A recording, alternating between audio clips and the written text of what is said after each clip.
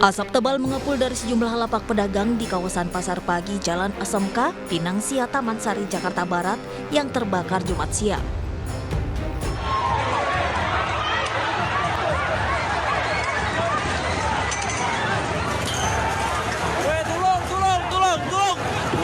Pengurus PBNU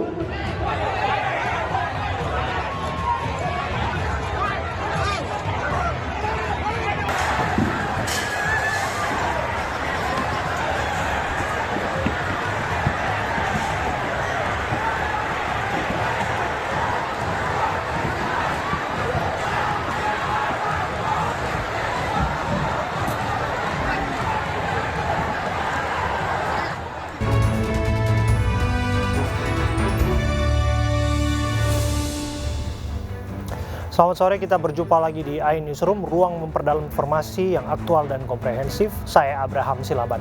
Pemirsa, setelah dilakukan upaya pemadaman, KMP Mutiara Timur 1 yang terbakar di perairan Kubu Karangasem akhirnya karam di Selat Lombok. Informasinya untuk Anda.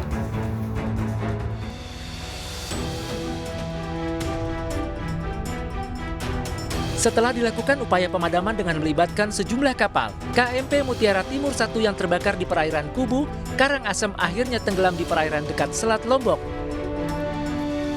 Sebelum tenggelam, posisi kapal sudah terlihat miring ke kanan dan terus terseret arus hingga 7 mil laut dari posisi awal.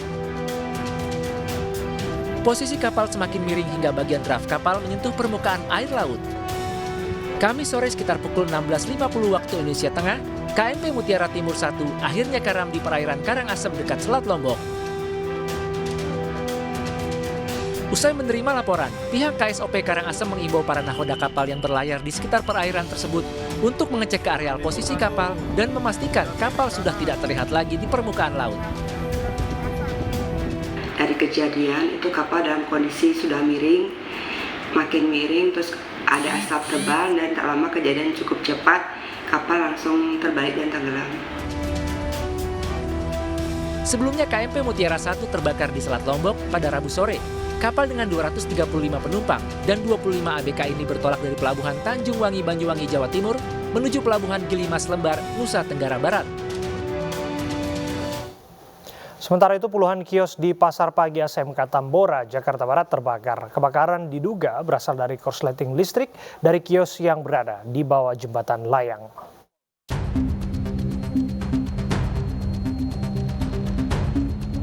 Asap tebal mengepul dari sejumlah lapak pedagang di kawasan Pasar Pagi Jalan SMK Pinang Sia, Taman Sari, Jakarta Barat yang terbakar Jumat siang. Puluhan lapak yang terbakar merupakan kios-kios mainan hingga kerajinan tangan yang berada di bawah flyover Pasar Pagi SMK. 13 unit mobil pemadam kebakaran dikerahkan untuk memadamkan api. Banyaknya kepulan asap membuat petugas dan warga kesulitan mencari sumber api. Sementara para pedagang sibuk mengevakuasi barang-barang berharga dari kios mereka. Diduga kebakaran dipicu dari instalasi kabel di dalam gudang yang menempel pada bahan yang mudah terbakar. Ya, awal taruna, awal beritanya hanya korslet listrik di bawah flyover. Begitu nyampe karena akses menuju sini sangat padat lalu lintas. Begitu nyampe sini ternyata asap sudah tebal, yaitu adanya di kios bawah flyover.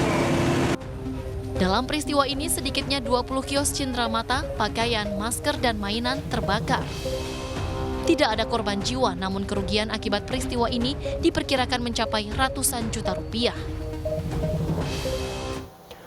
Pemirsa, polisi memburu pemilik perusahaan supplier CV Samudra Chemical berinisial E yang melarikan diri. Sementara Badan POM meminta produsen obat memusnahkan bahan baku yang diperoleh dari distributor bermasalah.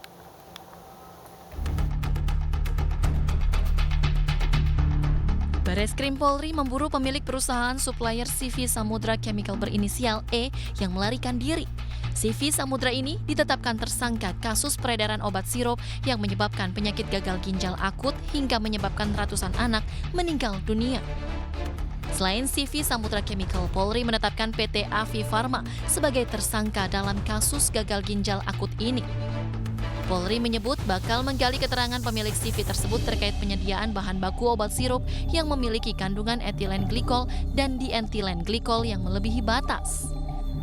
Sementara, 5 industri farmasi diberikan sanksi administrasi oleh BPOM terkait cemaran etilen glikol dan dietilen glikol pada obat sirup anak. Tentunya PT Avi Farma, PT Samko Farma, dan kelima adalah PT Chobros Farma telah diberikan sanksi administrasi terhadap kelima industri farmasi tersebut berupa pencabutan cara pembuatan obat yang baik dan izin edar, kemudian penghentian kegiatan produk sirup obat, penarikan semua sirup dari peredaran dan pemusnahannya dari semua persediaan sirup tersebut. BPOM juga mengumumkan 168 produk obat dari 60 produsen yang aman dikonsumsi dan tidak tercemar kandungan etilen glikol dan dietilen glikol. Selain itu, Badan POM meminta agar seluruh produsen obat atau industri farmasi di Indonesia untuk segera memusnahkan bahan baku yang diperoleh dari distributor bermasalah. Pemirsa, hingga kini polisi belum menemukan titik terang terkait misteri tewasnya satu keluarga yang mengering di Kalideres, Jakarta Barat.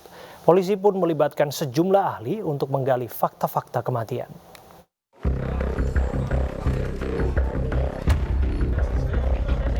Hampir 2 pekan, teka-teki kematian 4 orang yang merupakan satu keluarga di Kalideres, Jakarta Barat belum terpecahkan. Spekulasi awal keluarga ini tewas akibat kelaparan. Hal ini dibuktikan dengan hasil otopsi yang menyebut lambung keempat korban kosong dan tidak ada bekas sari-sari makanan. Namun seiring dengan banyaknya temuan di lokasi kejadian, berbagai fakta baru ditemui dan spekulasi para korban tewas kelaparan akhirnya ditepis. Bahkan kematian korban akibat menjadi pengikut sekte tertentu pun berkembang. Polda Metro Jaya dan juga tim ahli yang saya sampaikan tadi, ya, ini bisa segera menemukan ya penyebab kematian daripada satu keluarga tersebut sehingga bisa memberikan kejelasan ya dan juga apa yang menjadi pertanyaan masyarakat ini bisa kita jawab. Polisi terus mengumpulkan bukti, melibatkan para ahli serta memakai metode digital forensik untuk mengungkap kematian korban. Dan untuk mengetahui situasi terkini di TKP, kami telah terhubung dengan rekan kami Giselia Nurrahma di Kalideres, Jakarta Barat. Gisel, apa informasi terbaru yang Anda himpun dari lokasi?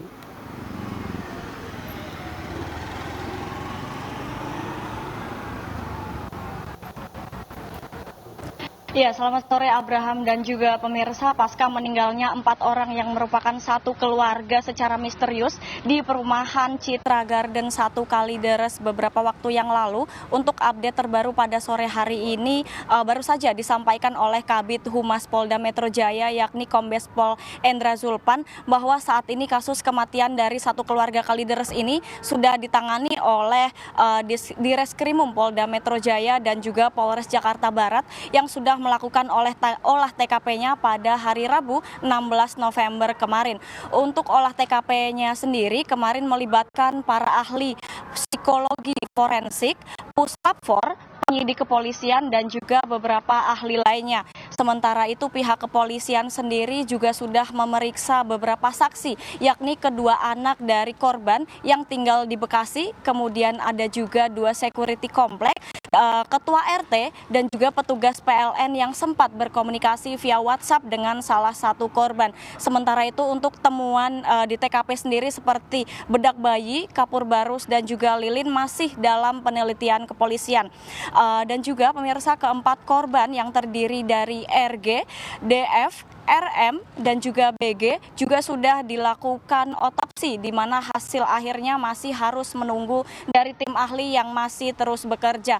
Sementara itu pemirsa, untuk proses kremasi para korban sendiri pihak Rumah Sakit Polri belum bisa memastikan kapan para korban akan dikremasi. Dan juga pemirsa, bahwa saat ini di sekitar TKP rumah korban sudah tidak lagi tercium bau busuk setelah 1 minggu pasca ditemukannya para korban, tetapi walaupun begitu masih polis lain ataupun garis polisi masih terus dipasang di pagar rumah korban. Demikian informasi yang dapat kami sampaikan. Kembali ke studio Abraham. Terima kasih Giselia Nurrahma, laporan Anda langsung dari Tambora, Jakarta.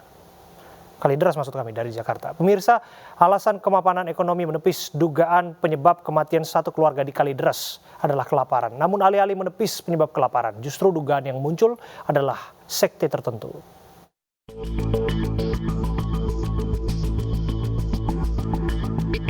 Rumit, inilah yang dinyatakan polisi setelah mencari tahu penyebab kematian 4 korban tewas mengering yang merupakan satu keluarga di Kalideres, Jakarta Barat. Setelah menepis penyebab kelaparan, teka-teki kini mengarah kepada paham tertentu. Dugaan kelaparan juga dinilai polisi janggal lantaran kondisi korban yang tidak berkekurangan. Terlihat dari bangunan rumah yang masih dalam kondisi baik, serta kepemilikan kendaraan. Selain itu, temuan bungkus makanan juga menjadi salah satu indikasi polisi untuk menepis kelaparan yang menjadi penyebab kematian korban. Meski demikian, polisi membenarkan tidak ada persediaan makanan di rumah yang menjadi TKP penemuan 4 jenazah dalam kondisi mengenaskan. Bahwa kita belum bisa mengambil kesimpulan bahwa korban ini meninggal karena kelaparan. Karena dari hasil penyelidikan kami sementara ini kami temukan beberapa bekas-bekas bungkus makanan di dalam. Walaupun dari sisi di rumahnya mungkin tidak ada persediaan makanan, ternyata tapi ada bungkus makanan.